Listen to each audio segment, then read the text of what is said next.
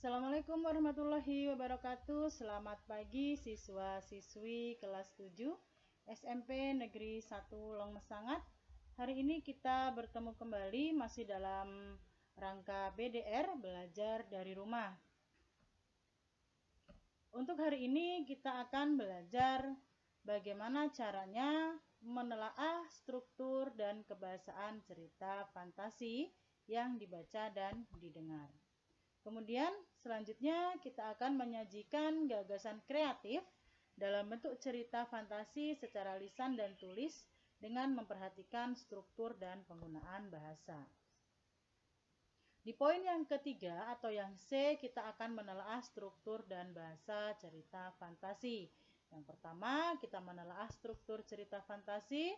Struktur cerita fantasi terdiri dari 3 bagian, yaitu orientasi, komplikasi, dan resolusi. Di bagian orientasi memiliki ciri isi. Yang pertama adalah pengenalan tokoh, latar, watak tokoh, dan konflik. Kemudian di bagian komplikasi berisi hubungan sebab akibat sehingga muncul masalah hingga masalah itu memuncak. Di bagian akhir atau di bagian resolusi berisi tentang penyelesaian masalah dari konflik yang terjadi. Pola pengembangan struktur cerita fantasi.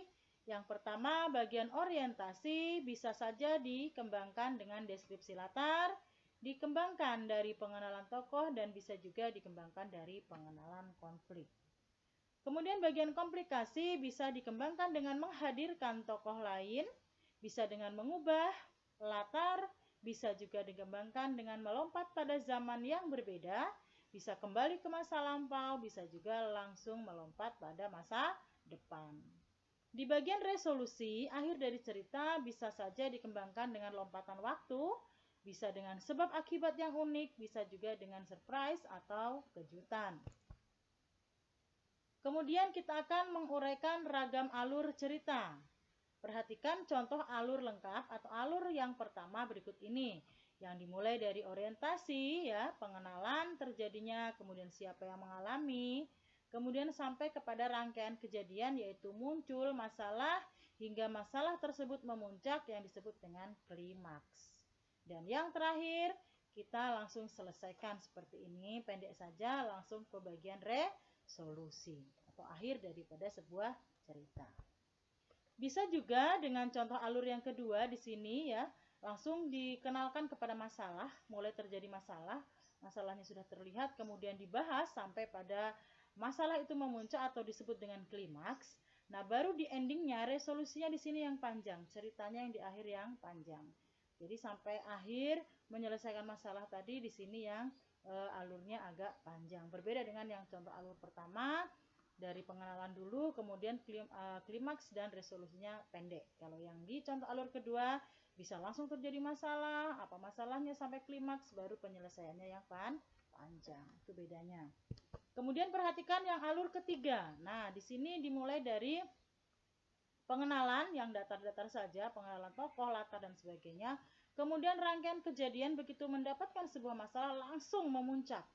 Ya, langsung tajam grafiknya memuncak hingga pada akhirnya di bagian klimaks ini tidak ada endingnya atau tidak ada resolusi atau pemecahan masalahnya. Jadi di bagian klimaks di sini seorang pembaca ataupun penonton apabila dibuat dalam sebuah cerita, mereka bisa mengidentifikasi sendiri akhir cerita tersebut dengan imajinasi mereka sendiri. Itu adalah contoh alur yang ketiga. Kemudian kita akan menelaah penggunaan bahasa. Apa saja ciri kebahasaan pada cerita fantasi? Yang pertama adalah penggunaan kata ganti dan nama orang sebagai sudut pandang penceritaan. Apabila tokohnya adalah diri sendiri atau menceritakan tokoh orang pertama, maka kata ganti yang dipakai adalah aku. Apabila penulis menceritakan tokoh lain dan mereka berjumlah lebih dari 1, 2, atau 3 tokoh, maka kata gantinya adalah mereka. Dan apabila penulis tersebut menuliskan satu tokoh, ya, maka kata gantinya adalah dia. Bisa juga langsung tulis nama orangnya, contohnya misalnya Erza, Doni, atau siapa saja boleh. Yang kedua adalah penggunaan kata yang mencerap panca indera untuk deskripsi latar. Ingat, latar dalam sebuah cerita itu ada 3, latar tempat di mana kejadiannya, kemudian latar waktu, kapan terjadinya peristiwa tersebut, dan bagaimana suasana dalam cerita tersebut. Yang ketiga, menggunakan pilihan kata dengan makna kias dan makna khusus. Kemudian, yang keempat, kata sambung penanda urutan waktu. Jadi ada urutan waktu, ada kata sambung yang dipakai dari urutan-urutan waktu tersebut. Yang kelima, penggunaan kata atau ungkapan keterkejutan. Kemudian, yang keenam adalah penggunaan dialog atau kalimat langsung dalam cerita. Ini adalah salah satu ciri kebahasaan yang tidak boleh ditinggalkan. Ketika kalian menulis cerita fantasi, maka di dalamnya pasti ada dialog antara tokoh yang satu dengan tokoh yang lainnya. Kemudian kita di poin D akan menyajikan cerita fantasi. Nah, sekarang saatnya kalian berkreasi secara mandiri untuk menciptakan teks cerita fantasi. Apa yang harus kalian lakukan? Yang pertama adalah merencanakan cerita. Nah, dalam merencanakan cerita ini, kalian harus menemukan ide penulisan. Bagaimana caranya?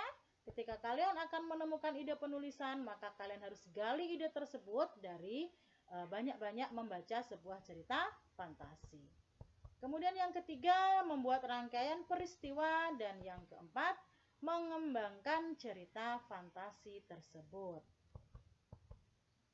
Yang kedua, setelah itu kalian harus menulisnya. Apa saja yang harus kalian lakukan ketika menulis cerita fantasi? Yang pertama, rencanakan dulu apa yang mau ditulis. Yang kedua, kembangkan produknya.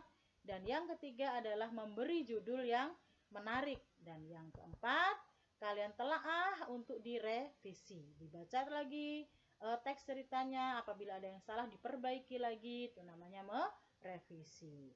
Baik dari strukturnya maupun dari kebahasaan yang ada dalam cerita fantasi yang telah kalian tulis. Itu ditelaah terlebih dahulu, kemudian diperbaiki apabila ada yang salah. Yang terakhir, baru kalian mempublikasikan. Mempublikasikan di sini bisa kalian share ke media sosial kalian, bisa juga kalian ceritakan secara langsung kepada teman ataupun sahabat serta keluarga kalian.